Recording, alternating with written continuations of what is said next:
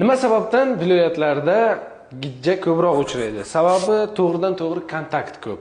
Ya'ni shu gijjalarni tarqatuvchilar bilan va bir narsani aytish kerak, ichaklarda yashaydigan gijjalardan ham ko'ra organlarga tarqaladiganlari xavfliroq. Misol uchun eshinakok.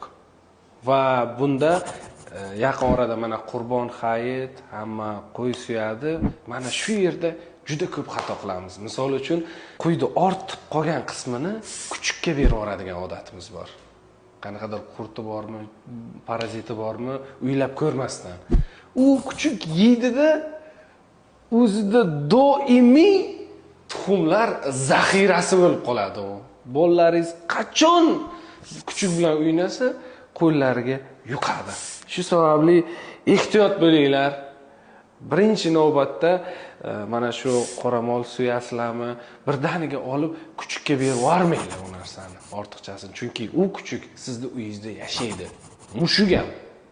Ehtiyot bo'linglar, o'zlaringizni asranglar.